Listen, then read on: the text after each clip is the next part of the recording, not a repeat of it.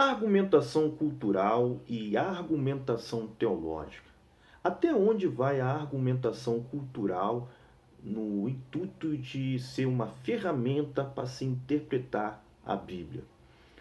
Será que o argumento cultural pode relativizar e ressignificar a Bíblia?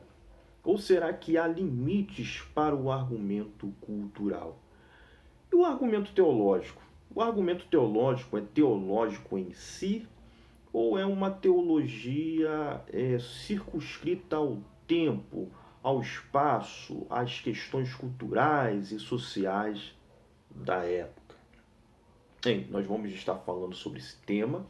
É um tema muito difícil. É difícil de nós falarmos nesse tema por 5 minutos, mas nós vamos tentar aqui falar um pouco sobre esse assunto. O argumento cultural é importante? A Bíblia ela não foi escrita num universo paralelo, não. A Bíblia ela foi escrita dentro de um contexto cultural, social, político, econômico, etc. Ou seja, os escritores da Bíblia, eles escreveram dentro de certos contextos culturais. É evidente que nos seus escritos terá ali questões que envolvem a cultura do escritor.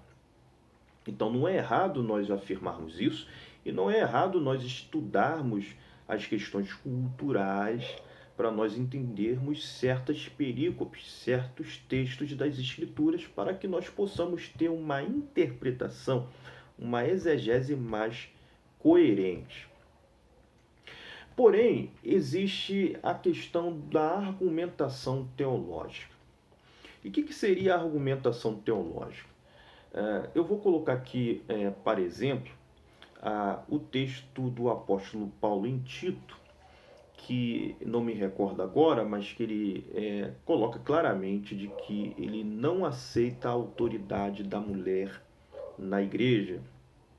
E quando ele diz que não aceita, ele faz uma argumentação teológica. O que seria argumentação teológica? É você utilizar de textos bíblicos para você fundamentar a sua teologia. Então veja, quando o apóstolo Paulo ali ele condena ou proíbe a autoridade feminina na igreja, ele não faz uso de expressões como isso não é coerente na nossa cultura, isso não está de acordo com os nossos costumes, não é lícito a mulher ter esse tipo de padrão ou de ter esse tipo de posição. Não. O apóstolo Paulo ele não faz esse tipo de argumentação. A argumentação dele é teológica. Ele diz, não permito que a mulher ensine na igreja, porque primeiro foi feito Adão e depois Eva. Veja, ele está utilizando a Bíblia, o Antigo Testamento, para validar a sua teologia, a sua forma de ver e entender a questão que envolve a autoridade feminina na igreja. Então, isso é uma argumentação teológica. Porém, aí nós temos o conflito. A argumentação cultural e a argumentação teológica.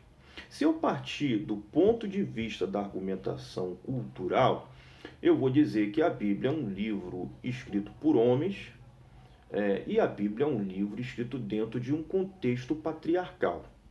Desde que se prove ao contrário, os escritores da Bíblia, todos eles eram homens. E todos eles, evidentemente, estavam dentro desse contexto patriarcal, não estavam dentro de um contexto matriarcal. Então, é um contexto que, se não é hostil à mulher, não é tão favorável à mulher assim. Então, partindo da argumentação cultural, eu posso examinar esses textos do apóstolo Paulo e tentar ressignificá-los, dizendo que o que o apóstolo Paulo escreveu porque ele saiu do judaísmo. O judaísmo era uma religião praticamente patriarcal e machista, que não valorizava a mulher e que ele ainda carrega resquícios dessa religião que ele acaba desembocando no cristianismo através dos seus escritos, demonstrando a sua o seu machismo, né, e a sua misoginia, né? Acho que é esse o termo. Então, alguém que está partindo do argumento cultural e quer validar a autoridade feminina na igreja, vai utilizar esse argumento cultural e vai, de uma certa forma, subjugar a argumentação teológica do apóstolo Paulo, ou até mesmo ressignificá-lo. E até mesmo no que eu afirmo como argumentação teológica, quem parte da argumentação cultural vai dizer que o apóstolo Paulo, quando escreveu o que escreveu, ele escreveu porque ele era oriundo do judaísmo, ele era oriundo de uma religião machista e patriarcal, e até a forma dele fazer teologia era uma forma machista, ou seja, ele fazia uma teologia com viés, com primórdios, com uma cosmovisão machista.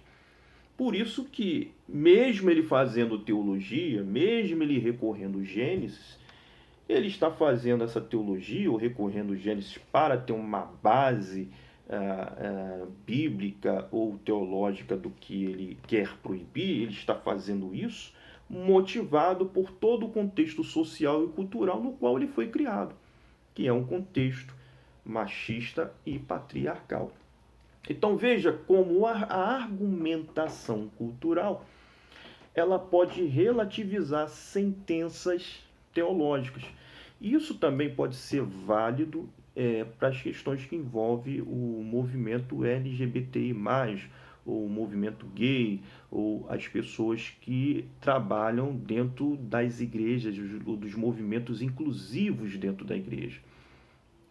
Quando eles se depararem em relação a textos que eles consideram textos conflitantes com suas práticas e valores, eles ressignificarão esses textos ou reinterpretarão esses textos dentro do ponto de vista cultural e social da época, demonstrando ou querendo deixar entender que os apóstolos eles eram retrógrados, eles eram machistas, eles eram patriarcais, eles eram homofóbicos, eles eram pessoas do tempo deles, pessoas circunscritas ao contexto social e cultural da época deles. E mesmo que eles fossem usados pelo Espírito Santo, tudo que eles escreveram dentro dessa forma social, dessa forma cultural.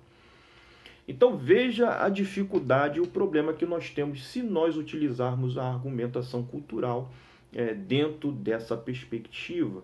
Nós vamos acabar, evidentemente, relativizando o material teológico ou as argumentações teológicas dos apóstolos, e de repente não vai sobrar nada a não ser um evangelho ou uma teologia que é a imagem e semelhança de nós mesmos. Muito obrigado, ficou longo aí o vídeo, mas acredito que é um conteúdo interessante aí para que vocês possam estar pensando, analisando e colocando seus comentários. Muito obrigado.